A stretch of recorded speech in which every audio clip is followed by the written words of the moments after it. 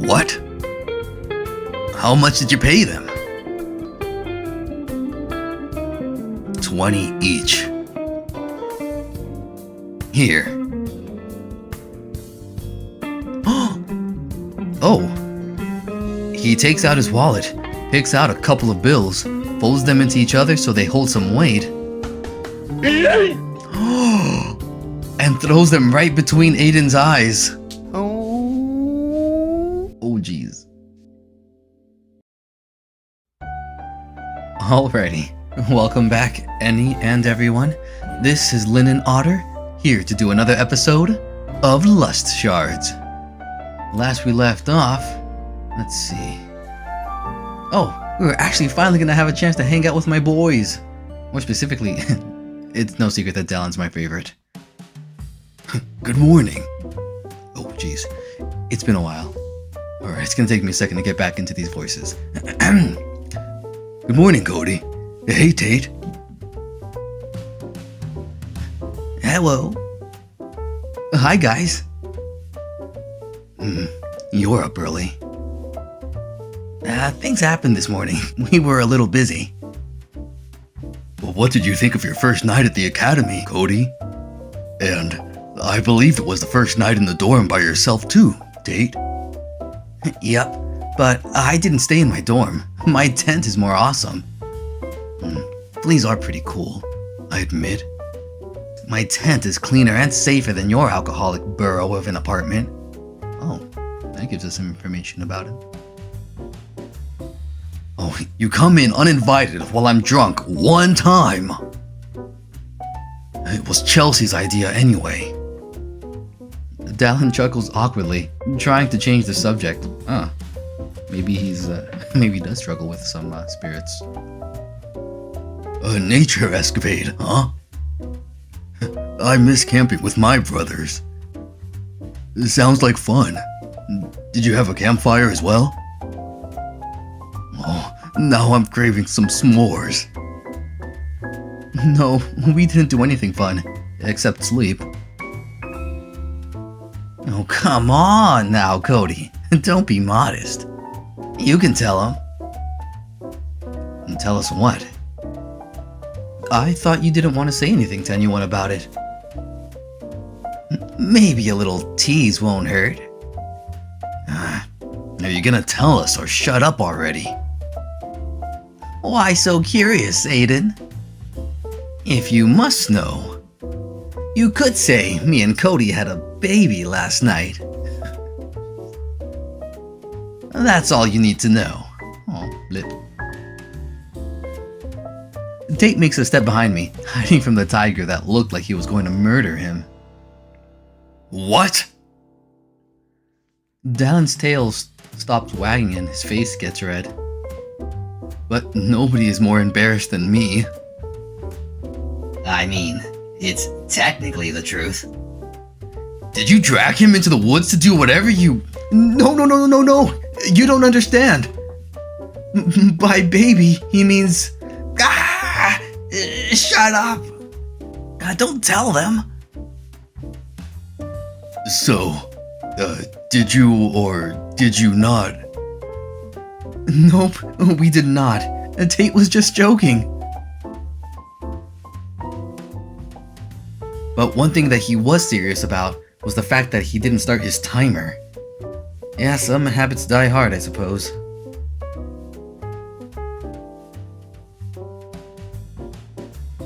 He calms down with a breath of relief. Aww. Don't worry, Dallin, I got you. Right.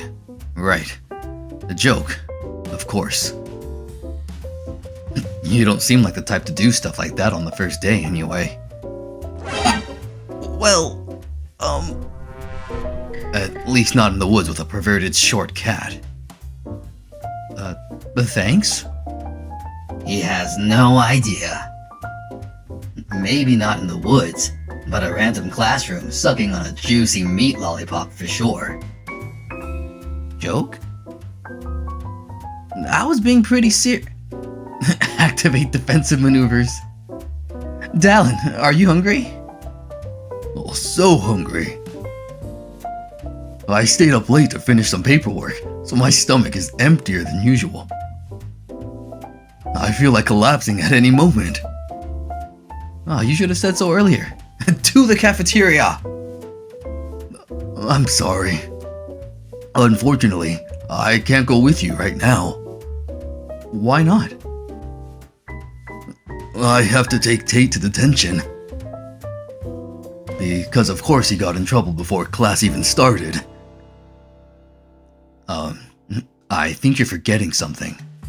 I got out of detention! Because Cody helped me complete the list. Oh, I forgot.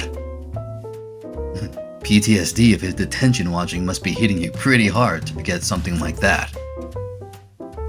It was horrible every time.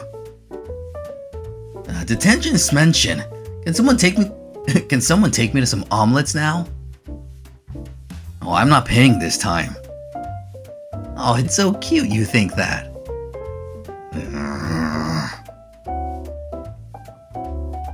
Tate is so close to stepping on the tiger's tail. I mean, honestly, maybe it's because I have this whole, not enemies to lovers thing, but just, I don't know, frustrated people to, I don't know, emotionally attached people thing. I don't know. The point is, I feel like I might ship Tate with Aiden only because, that bickering is just, I've watched too much anime. Now, getting closer, we start hearing distant chattering, as well as the relaxing guitar playlist that always plays inside.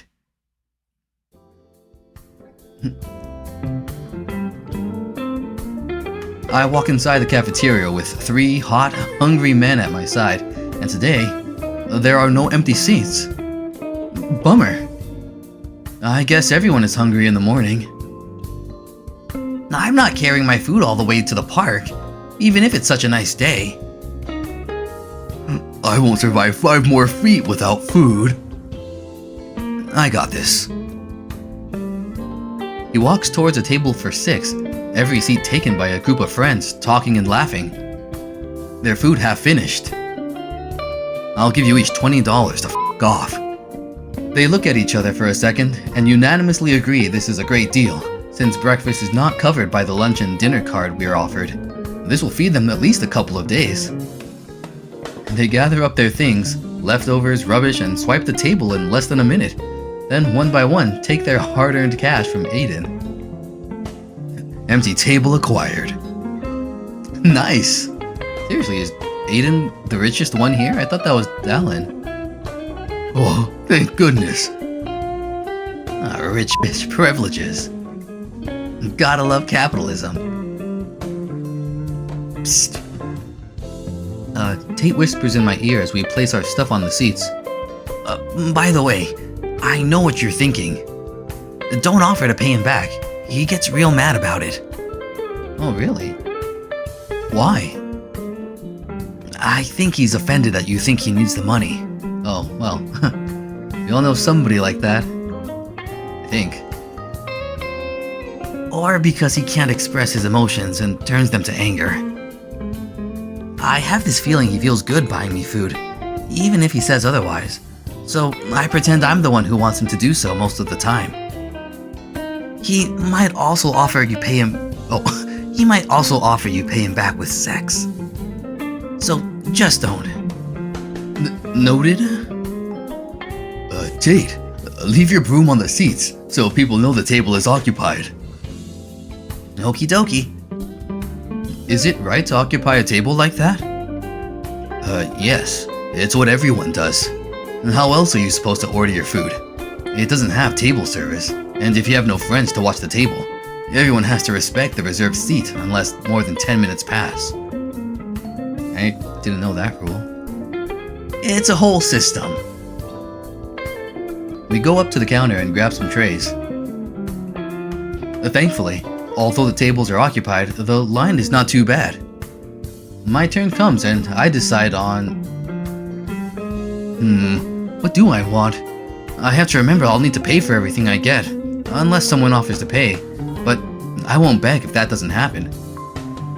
Right, so let's assume we're paying for ourselves, and cereal with milk, cereal with no milk, cereal with no cereal, and cereal with no milk and no cereal.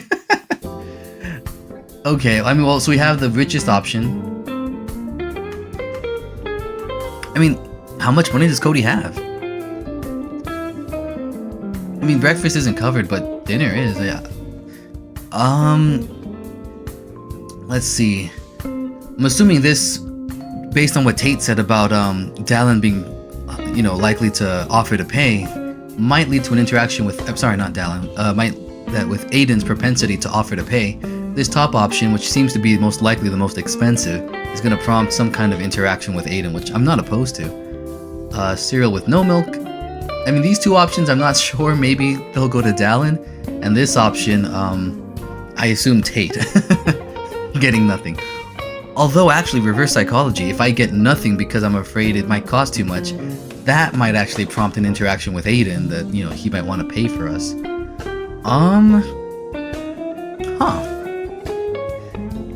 I guess I don't know. Just cereal with milk. I don't see why not. Cereal with no cereal. So just milk? Gosh, I hate how I overthink these things. Okay, we're just gonna get cereal with milk. I mean, we can afford one breakfast. I don't see the harm. I don't want to get... right, cereal with milk. Just do it. I decide to get a bowl of cereal. It's what I usually eat at home, so a taste of home is not so bad. The bowl they come in is full, but it has a safety cap so it doesn't spill. Oh, what else should I get?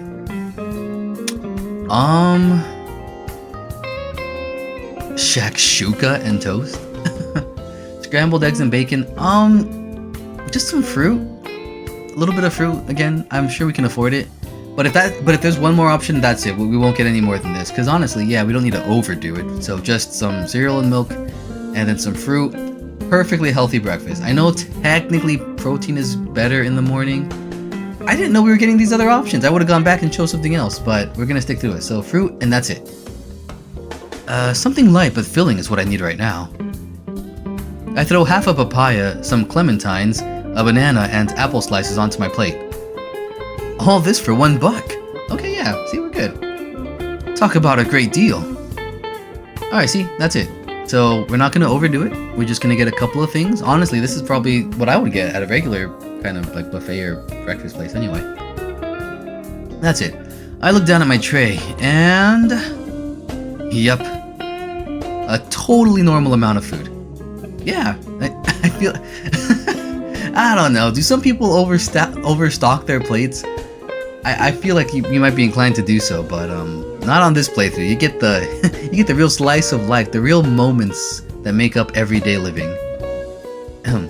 I did something normal for once. Hooray me. I wonder. Nah, it's fine.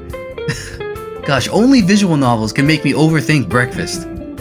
When we're done, we all make our way to our literally reserved and paid table. But we're met with a little surprise when we see Tate's broom thrown on the floor nearby. What? My baby! A familiar figure standing on a chair, leaned back like he owns the place, with his legs occupying 3 other seats. Browsing his phone. Everyone is a little surprised, except for Aiden. Oh no. He has a fury in his red, fiery eyes, but is trying his best to keep calm for now, since it's probably just a misunderstanding. Oh, I don't know. I mean, these guys made it seem like there was a pretty clear rule and culture around table seats. Excuse me. I think you're in our spot. Connor looks around, under the table and the back of the chair, then delivers a hard blow with one deadpan line. I don't see a name on it. Oof. I lightly hit Tate with my elbow, since I don't think out loud comments and reactions are necessary at the moment. Alright, now the tiger's visibly fuming. They were obviously reserved. He gestures to the broom, now in Tate's hand, as he's stroking its head like a baby.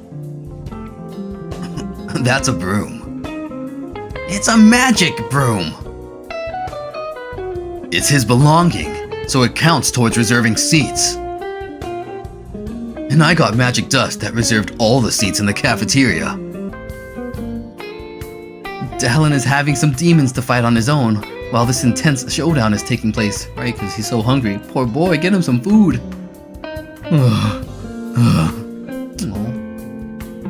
I can't. I need food. His hands are too full to eat standing up. Oh, Tate takes an apple from his own tray and shoves it in Dallin's mouth, calming him for the time being. We paid for those seats. Oh shit, was the headmaster here? No. I don't think anyone else can sell these seats legally. Dang it, Connor. And to top it all off, this is the guy that we had an impromptu interaction with earlier yesterday. Ah, jeez.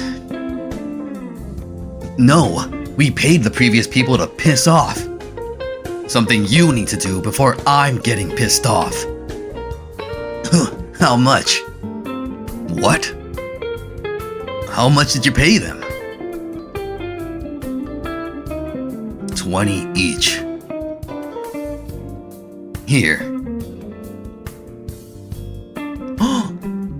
Oh. He takes out his wallet, picks out a couple of bills, folds them into each other so they hold some weight, and throws them right between Aiden's eyes. Oh geez. Bullseye, or tiger's eye. That was not a smart move, and everyone that witnessed it can agree with me. He comes closer to Connor and talks slowly, which is always a bad sign from an angry person. Do you have any idea who this guy is? Aiden points to Dallin, with the apple still in his teeth, but half eaten. Look at my boy. Munch, munch, munch, munch. That's the leader of the Defenders Shard. Is that supposed to intimidate me? Is this the part where I'm supposed to be intimidated? No, it should reassure you. Because the only reason you still have arms to throw money around with is because he'll stop me from ripping them off. Indeed, Dallin looks like a cute goofy goober right now, with all the food in his hands and mouth, but his eyes are hard fixated on any and all of Aiden's movements. Oh wow. This does get a quick worried reaction out of Connor, but not enough to make him move. What do you even need this table for? You're alone. Before he can answer, 5 people come through the door as if summoned by Tate's words. He lights up as he sees them, and I almost facepalm myself. Somehow, people we already met give us the most trouble. I'm not sure if that's good or bad. Why do I feel like it's the, let's call it fate. It's the 5 nerds we convinced to sign our list. They smile as well when they notice me and Tate around the table. One of them in particular is the happiest. The little dog. I think his name was Benji? Nerds! I forgot what voices I gave these guys. Hey guys! I see you've already met my new boyfriend! Wait, sorry. He wouldn't introduce his own boyfriend like... I see you've already met my new boyfriend. Oh jeez. Benji, find yourself somebody better. This Connor guy's probably taking advantage of you. To be honest, you don't need to be with somebody that manipulative and mean. Oh jeez. Hey Benny. They smooch each other on the lips, and all of us are a bit shocked for different reasons. You've got a boyfriend already, Big Ben? You got him as your boyfriend? You know one another? Does that mean we don't get the table after all? I must thank you, Mr. Tate. I followed your advice.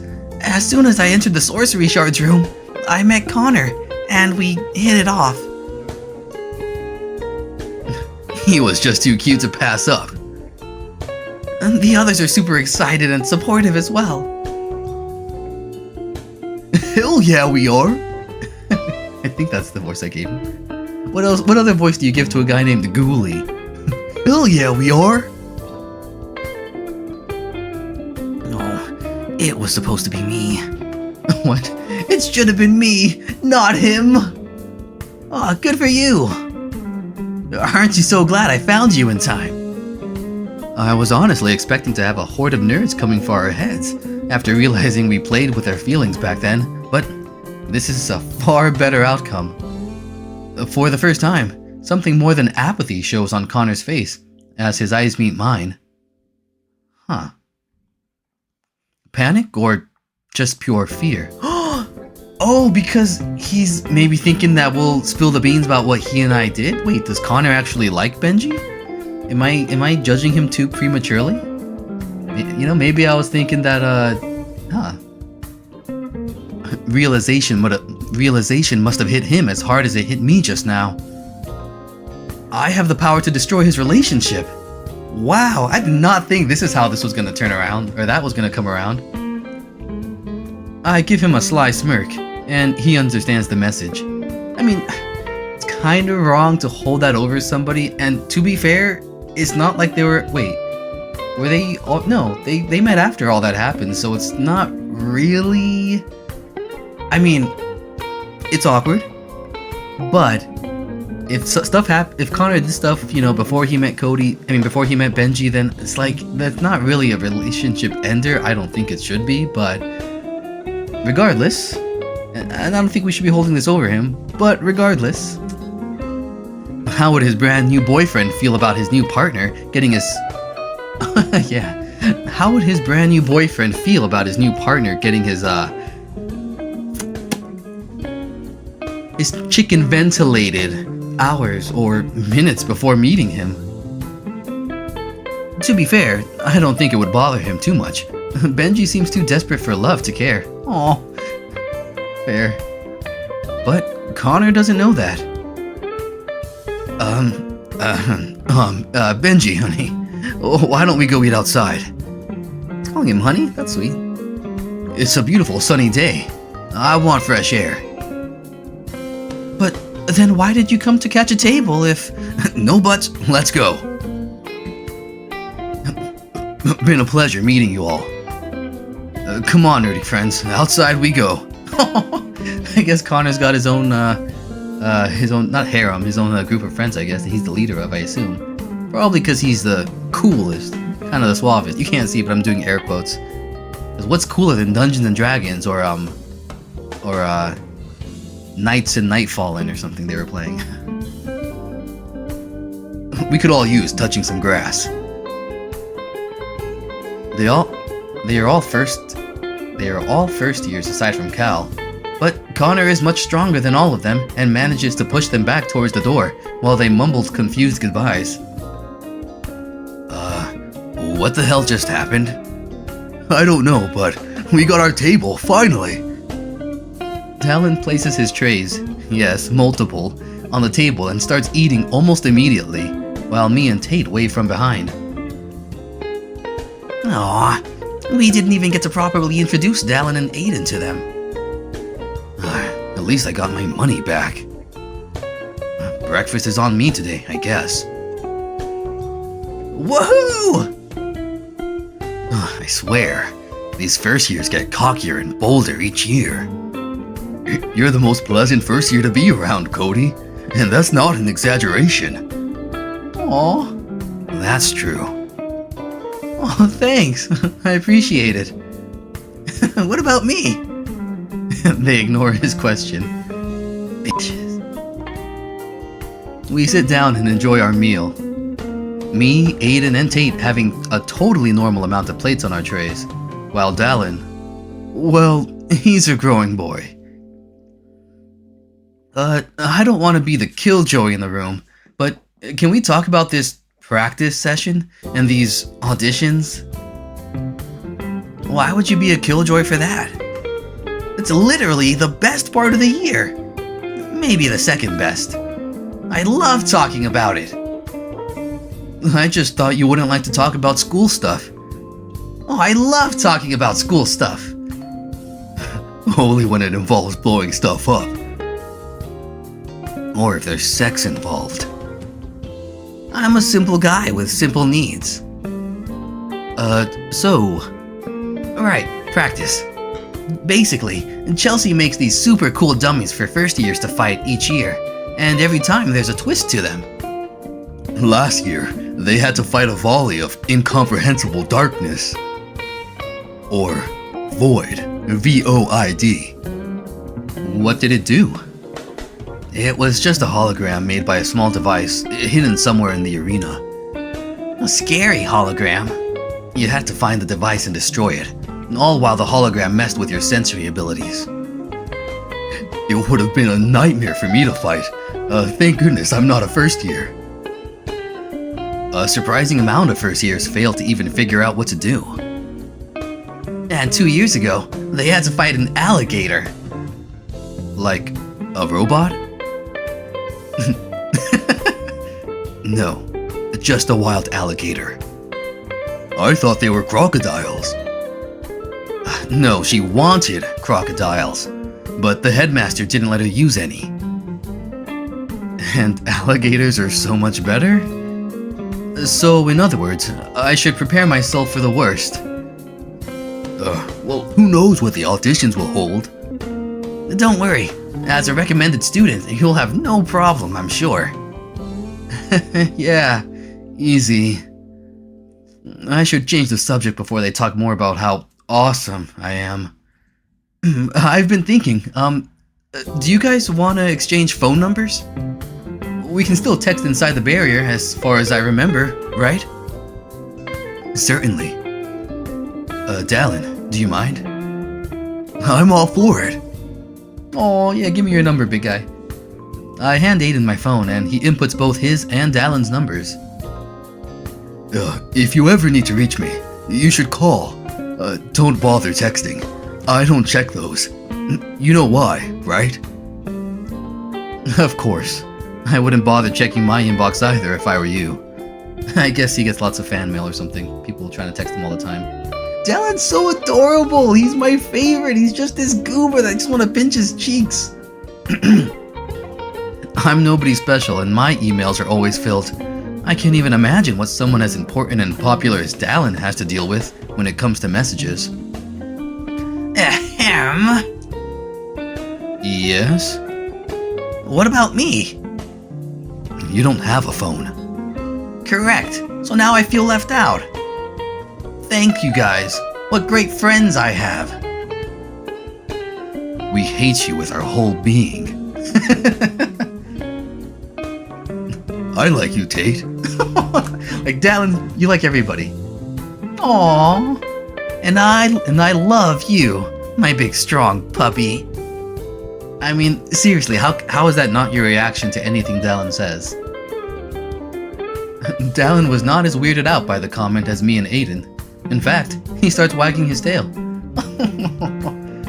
I take a piece of paper from my backpack and a pen. I write my number on it, drawing a little heart near it as well, and hand it to Tate. Here. You might not have a phone, but if you ever really need me, you can borrow it from someone, or use a public phone and give me a call. I didn't think much about what I just did. I just wanted him to not throw a fit, even if I know he's joking most of the time. But my gesture might have been a bit more powerful than I thought. No, he didn't start to ugly cry, no.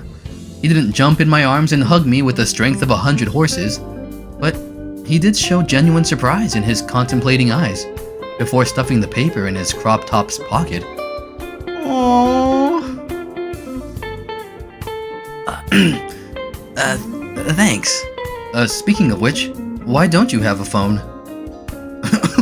Why the f*** would you ask that? He's f***ing poor. He's adopted. Oh, yeah, wait. Okay, we're gonna go for a little bit more. This is so cute. He basically lives in the woods. Have you no room reading abilities? That's it. From now on, you bring every question you want to ask these idiots by me first. I admit it's a bit forward, but depending on the answer, it's not as bad as it seems. I had people offer to buy me one, but those monstrosities are expensive as heck. I'd rather just send letters for a dime. We could never convince him, so you won't either, most likely. I don't like Mr. and Mrs. Mandrati, right? I don't like Mr. and Mrs. Mandrati buying things for me, let alone my friends. I rely on the money I get from hunting Nightfallen, like a real hunter. It's what everyone should do in my humble opinion. That's an interesting and respectable view on life. Speaking of things to do, what are your plans for today, Cody? We could all do something together. I heard there's a sauna that... Wait. You want to hang out? Yeah, what happened to all your work? It turns out, not having to waste time with Tate's detention made me very productive. So now I don't have anything to do. Sorry, Dallin. We'd love to participate in your cliché sauna episode. I'm sure Cody would love to see you both naked and wet. No, I wouldn't. With all my being, actually. But me and Cody have plans. It's true. No. I can't leave Tate alone with a wyvern, even if it's just a... I can't leave Tate alone with a wyvern, even if it's just a baby. I wouldn't be able to accompany you anyway. I have to visit my ex in the hospital. He's expecting to wake from his coma before the big test begins.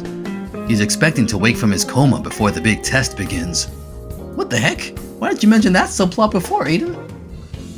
Oh no, what happened to him? Something Chelsea and her inventions. Not too sure. I keep telling her not to injure her assistants. If you two are so busy, then I'll come with you, Aiden. No need. I'll be fine on my own. I need to, cry at his bedside or something. I'm not letting you unplug his life support. Damn it. What? Oh. Okay. He really hates whoever that is. Then, plans change. We could just go drinking with Chelsea instead. That's an idea I can get behind. It sounds great. Sorry. Anyway, I guess since we're all gonna be going our separate ways, the hanging out with Chelsea, I mean. Yeah. I guess I can leave this episode here. Bit of a short one, but we're just gonna get a few episodes cranked out within this next week, so we're gonna kind of just pause it. But interesting development, and it's nice to see a payoff on one of my choices from earlier. So they definitely can come back in unexpected ways. So honestly, I might as well just go with my gut, because there's no way I'm gonna be able to accurately predict some of these. So regardless, we're gonna call it here. We're all gonna go our separate ways and check up on that dragon in the next episode. But for now, I hope you guys enjoyed this episode. Hope you enjoyed seeing more of Dallin's adorableness. Like, oh my gosh, I'm sorry, I can't hide my bias anymore. Dallin's my favorite. But regardless, I am kind of curious where this story with Tate and his dragon or wyvern is gonna get, where it's gonna go. But we'll find out next time. Hope you guys liked the episode. Feel free to like and subscribe if you really did. We're close to 1,000 subscribers, and I mean, that's gonna be pretty wild when that happens. I'll be able to finally justify, putting more time towards this. But I'll keep doing it regardless what happens. But anywho,